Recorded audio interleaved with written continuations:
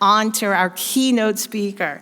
So, Undersecretary Nicholas Kent, a respected education policy leader, Mr. Kent brings more than 2 decades of experience across higher education, career and technical education, adult learning, and federal student aid.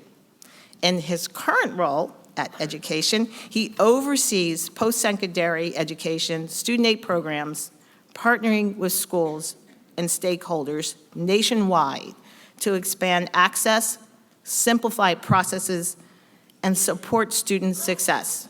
We're really excited to hear his insight on what's ahead for federal student aid and practical improvements for administrators and students. So, you guys, give it up. Give me a big, big welcome for our Undersecretary Nicholas Kent, who's coming this way, and give it up. He is got a busy schedule, so we really, really, truly appreciate him coming aboard today. So thank you, guys, and here we go. Thank you. Okay, see, take this out of your way. Sorry, thank you. Good morning, everybody. Good morning. Come on, there we go. All right, good morning, and thank you all for being here in Washington, D.C. I know the weather this week hasn't been postcard material. It's been a little cold, snowy, and a little gloomy, but if you spent the summer here, you know that you're still getting a pretty good deal. At least right now, we can walk outside without feeling like we've stepped out of a sauna. So, it's my pleasure to join you for the start of the second day of the FSA training conference. And before we get started, unlike yesterday, I should acknowledge up front that I'm not wearing as nearly as fabulous of a jacket as Aaron. I know some of you are still talking about his awesome sequin FAFSA jacket, but don't worry, I will try to make up for it with my words instead of my wardrobe. I want to welcome you all to the FSA conference for the very first time for some of you, as well as those who have attended for many years. For those of you that have attended this conference previously, I am certain that you are happy to be back in person, networking with colleagues, and not attending sessions on a virtual platform.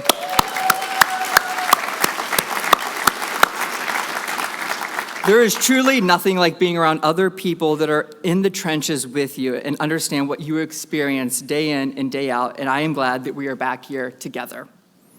This morning, I would like to spend a few moments talking about where we have been over the last 13 months, but mostly focus on where this administration is going and streamlining the many processes and policies used today. On August 4th, I had the great honor of being sworn in as the 15th United States Undersecretary of Education.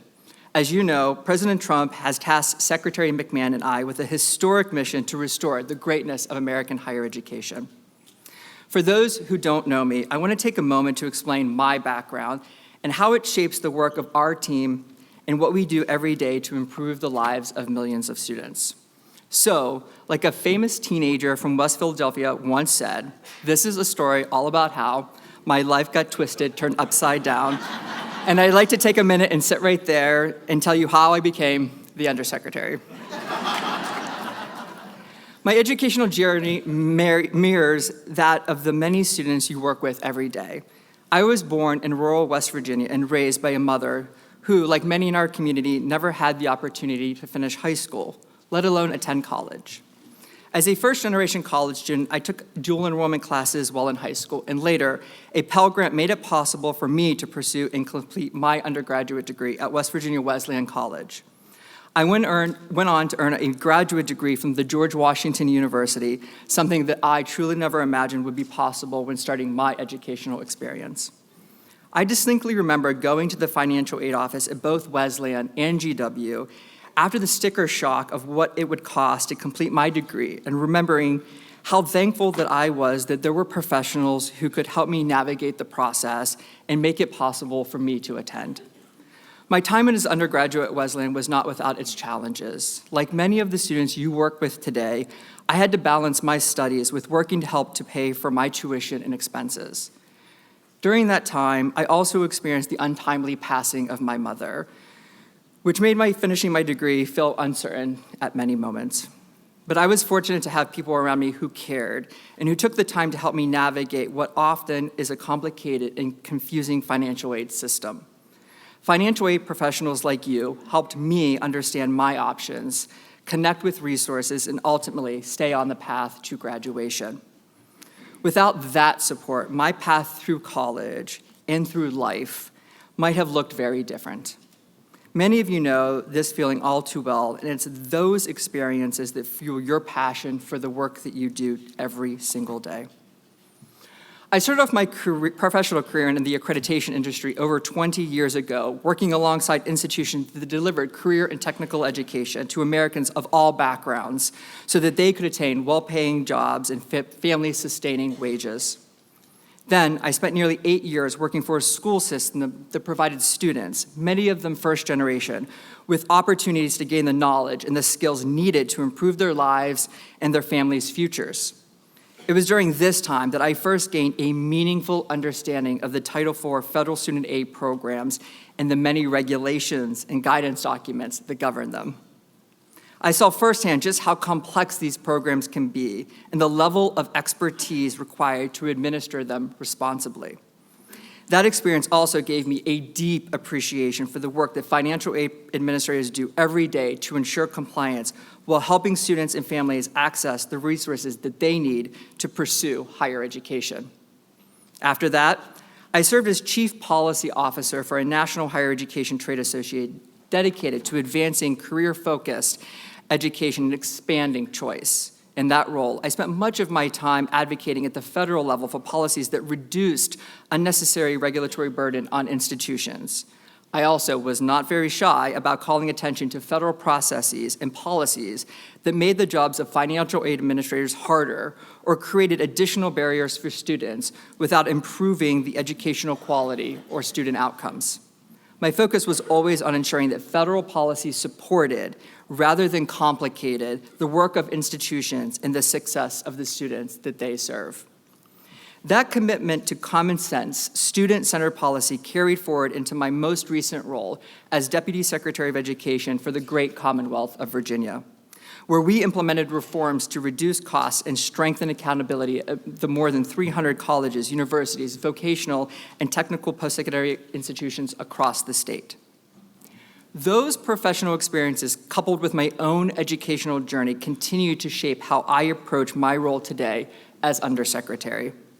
I often think about the challenges that students face, whether it's figuring out how to pay for college, navigating a complex financial aid system, balancing work and school, or dealing with personal hardships along the way.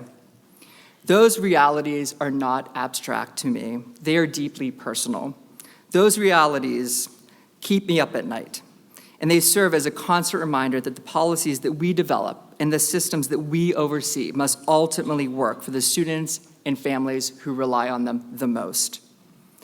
As the nation's top higher education official, I take that responsibility so seriously and remain focused on ensuring that our higher education system expands opportunity while remaining accessible, accountable, and responsive of today's students. Less than a year ago, the new department leadership sat down with FSA staff to talk about the plans for the SFA training conference. The draft plan that was given to me centered on moving away from an annual conference because of low satisfaction with the virtual conference platform and relying on national trade associations to reach our customers, to do our work. I said, no way. After consulting with stakeholders on the feasibility of bringing back an in-person conference, the plan was quickly restructured, and we began working to secure a conference venue that could deliver on our commitment to you. While there were challenges throughout the process, I want to commend the FSA conference staff, led by FSA Acting Chief Operating Officer Richard Lucas and Office of IHE Program Management Executive Director Meg Glick, for their steadfast work in delivering a high-quality experience that financial administrators had come to expect prior to the pandemic. While not one to rest on our success, the staff will soon begin planning the next FSA training conference, which will be held later this year.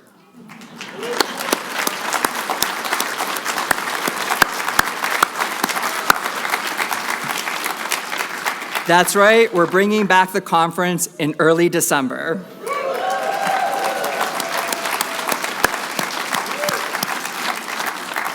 with many of the past formats that you've enjoyed and new features that will help you better serve your students. So mark your calendars today. This week's conference is designed to provide important updates to financial aid professionals and other stakeholders on the implementation of major legislative and regulatory priorities over the next year. At the center of that work is the Working Families Tax Cuts Act, or the Working Families Tax Cut Act, or the One Big Beautiful Bill Act, or OB3. The largest reform to higher education, including federal student aid, enacted in decades. In many ways, the Act serves as a reauthorization of higher education as we know it today. I recognize, personally, that while the Act brings much needed and long overdue reforms to higher education, it also raises questions, uncertainty, and a fair amount of anxiety. This is a new law, and while we hope this training conference will answer many of your questions, there will be some that we need to take back and further explore. Some answers are still being finalized, and others require us to research or understand the issues for the very first time. I personally ask for your patience and your grace as we navigate implementing this together. This is an administration that is both developing the policy and responsible for implementing it. We are in this together. You are not being left to figure this out alone. We are locking arms with you to ensure successful implementation so that the Act achieves its maximum impact for students, families, and taxpayers. The Act, as you all know, sets an ambitious implementation date of July 1 of this year, and I am pleased to report that we are on track to meet and hopefully beat that important deadline. The department team has worked tirelessly to ensure these deadlines are met, which in turn helps each of you as financial aid professionals plan effectively for the next academic year. Over the next few months, the department will release the final rules to implement the Act's provisions, complete the necessary updates to FSA systems, and engage state and institutional leaders through webinars, open houses, office hours, and listening sessions. These efforts are designed to ensure that every one of you has the information and the supports that you need to answer questions and guide students and families throughout these changes. And again, while we may not have every answer for you immediately, our commitment, my commitment, is to work alongside of you, research issues as they arise, and provide timely guidance so that these reforms achieve their full promise. Congress passed the Working Families Tax Cut Act, and it is now up to the department to faithfully implement that law. As discussed during yesterday's sessions, the Act establishes common sense loan caps, a hot button issue today, that will ensure students are not taking on unmanageable student loan debt that they may never be able to repay. These changes won't block access to high-value programs, but they will curb access and place downward pressure on colleges to lower costs, increase efficiencies, and prioritize quality programming. The new Repayment Assistance Plan, or RAP, will simplify and streamline federal student loan repayment by consolidating the myriad and confusing set of repayment plans into one income-driven repayment plan. RAP will assist struggling borrowers by ensuring that their monthly payment covers interest, by ending negative amortization and continuing to provide an affordable repayment plan to borrowers. The Act also delivers for financial administrators who I know have asked for the ability to further limit the amount certain students can borrow from the federal government, especially to attend low earnings programs. For the very first time, financial aid administrators will be empowered to truly focus on college affordability and counsel students to make informed borrowing decisions that will set them up for success after graduation. And of course, the Act also establishes the nation's first workforce Pell Grant program, providing financial assistance to students in high-quality short-term training programs that help close the labor shortage gap in skilled trades professions. After a decade of debate, we're no longer just talking about the concept of workforce Pell. We're actually building the new program to align with industry needs and provide a much-needed alternative to the traditional four-year experience. And I am very excited to announce that after a long week, tomorrow we will publish the Workforce Pell proposed rule in the Federal Register.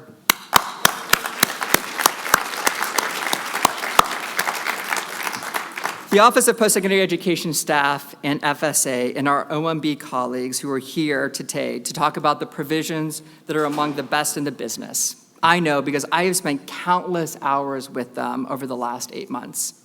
One of my main priorities as Undersecretary when I entered the administration was to find qualified and dedicated individuals that understood the intricacies of the financial aid system. I take that role very seriously, so seriously that I hired a key individual within the Office of the Undersecretary, my Deputy Undersecretary and Chief of Staff, who has almost 20 years of financial aid experience herself, working from the ground up and through many changing environments and systems. Our entire team is dedicated to ensuring that you have the answers you need, and I hope that you will take the time to listen intently to the presentations that each of them have prepared for you. Ask them questions at the top of your mind, and then determine how you can best implement those answers on your college campuses. They're here to serve as a resource and a partner to you as you begin to get questions from students and families on the impact of post-secondary education. Under the leadership of President Trump and Secretary McMahon, the department will continue to believe in the power of education to transform lives, to build stronger families, and to secure a prosperous future for our children and our grandchildren. But the department will also push for strong higher education reforms centered on improving outcomes for students, institutions, and taxpayers. The ability to properly administer the nation's federal student assistance programs and their successful delivery by federal student aid demonstrates key priorities of this administration and the department, which are transparency, accountability, and return on investment. As many of you know, because you lived through it, in late 2020, Congress tasked the department with creating and implementing a new simplified FAFSA through the FAFSA Simplification Act. Instead of administering the federal student assistance programs entrusted by the public, the previous administration completely failed the rollout of the 24-25 FAFSA, leaving financial aid administrators as the punching bag for frustrated students and likely your own enrollment management department and president of your institutions. Thousands of students lacked access to this critical forum that acts as a pathway to life-changing grants and loans, all the while millions of taxpayer funds were wasted. As Deputy Secretary of Education in Virginia, I personally saw this terrible impact firsthand. And as Undersecretary, I make this commitment to each of you that this will never happen under my watch. Despite critics' doubts, the Trump administration was able to launch the 26-27 FAFSA form at the earliest time in the program's history. This is something worth clapping for.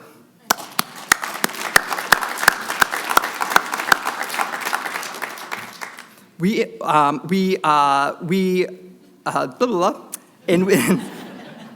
is live, folks. And this wasn't a reskin of the old form. We implemented new features that actually simplified the process, like an easier contributor invite process and real-time identity verification by the Social Security Administration that allows students to complete the FAFSA form in minutes, not days or weeks.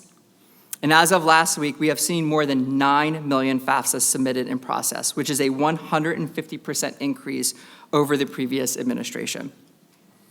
Building off of this success, we have already begun developing and launching the public comment period for the 27-28 FAFSA to ensure that we are on track for this upcoming year's launch, which features robust fraud prevention mechanisms and other improvements to facilitate seamless usage of the form.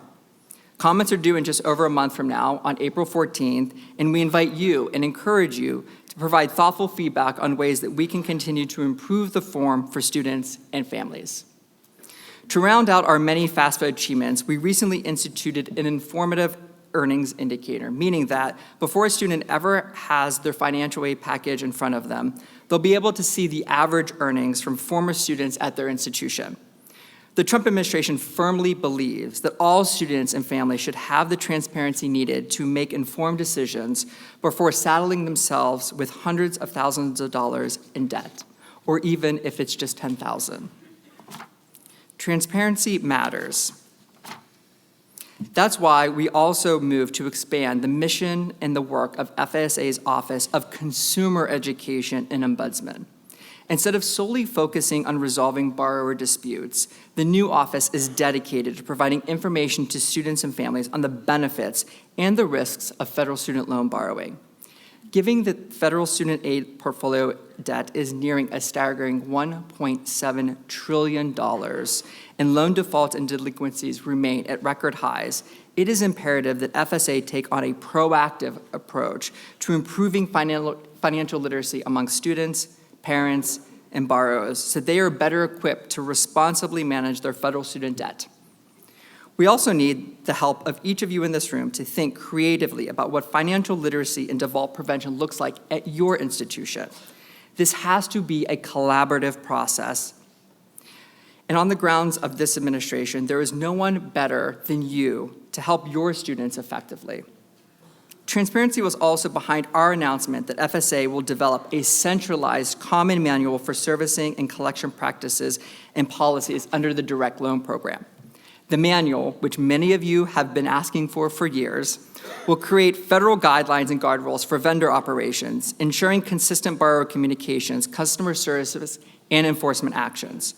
By issuing clear and consistent rules, FSA can improve accountability for servicers and collectors and will strengthen oversight operations. Through the common manual, FSA will be able to analyze complaint and outreach data to proactively address gaps in communication that cause borrower confusion, anticipate pain points, and improve borrower-centered delivery of support services. In September 2025, FSA released a request for information seeking input from you on the common manual for borrowers, servicers, advocacy organizations, institutions, state and federal partners, and other stakeholders to help inform us on the development of this proposed new framework. FSA recently completed the review of the feedback submitted and has been working on the first phase of building this manual, centered on developing common practices around repayment, payment application and allocation, loan transfers, and dispute resolution. The FSA staff have been hard at work, and I am pleased to announce today that we are on track to release the first edition of the Common Manual on July 1st, in conjunction with the launch of WRAP. This is a game changer for how FSA services loans for our 44 million student and parent borrowers. That is real progress, and it is happening because of you. So let's give yourselves a round of applause.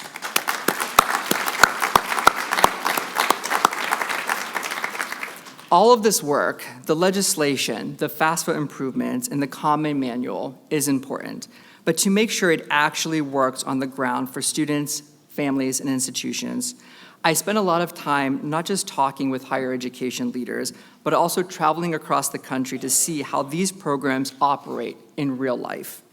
To truly understand an issue, you have to be boots on the ground, talking with people who are doing the work every single day. As someone who's spent the bulk of my professional career outside of Washington, I relish the time spent visiting college campuses and talking to students and administrators. As part of my desire to visit every type of institution in all of our federal student loan servicers during my first year as undersecretary, I recently spent a few hours on the beautiful campuses of Embry-Riddle Aeronautical University, the University of Central Florida, Florida International University, and Palm Beach State College. This Florida swing came on the heels of a trip to the Midwest to visit Lindenwood University and two of our federal student loan servicers. During these visits, I'm not just meeting with college and university presidents or CEOs. I walk the floor, talk with the frontline employees, and meet directly with financial aid professionals and call center representatives who interact with students and borrowers every single day. My team can attest that while I enjoy meeting with leadership, I equally value the insight and perspective of frontline staff, the people doing the day-to-day work that makes these programs function. By seeing operations firsthand, listening to challenges, and gathering feedback, we learn so much more than we ever could from Washington. We gain insights into what's working, what needs improvement, and how we can partner with institutions and vendors to better serve students and families. I know that financial aid administrators from each of these four institutions are in the audience today, and I want to acknowledge that your dedication and commitment to students does not go unnoticed. Each of the institutions I visited is working to ensure that every child, every adult, and every family can flourish through an education system that is accessible, effective, innovative, and aligned to the demands of tomorrow. As I come to a close, I hope that each of you will join the department in a commitment to improving our nation's post-secondary education system, where pathways lead to prosperity without looming shadow of unsustainable debt, where career education is celebrated as a pillar of national strength and economic vitality, where adult education can reinvent themselves with seamless supports, and where federal student aid empowers rather than entangles. I know that financial aid can be a thankless profession, and each of you deserve a round of applause for persevering through some really challenging times. I recognize that the last several years have been incredibly demanding, from navigating the fallout of the FAFSA failure to now implementing major higher education reforms at record speed. But I want to encourage you to stay the course, because your work matters. It matters to students like me, who, without someone in the financial aid office taking the time to guide me, my path through college and life could have looked very different. Because of that support, I was able to access the resources that I needed and graduate, even when circumstances were stacked against me. By staying the course, each of you will continue to help students succeed, students who will go on to become doctors, lawyers, engineers, teachers, and education leaders, shaping the future of our great country. The future is bright. I'm excited to work alongside of each of you in our shared mission of making post-secondary education work for every student and every family. Let's roll up our sleeves and get to work together, building that brighter future. Thank you.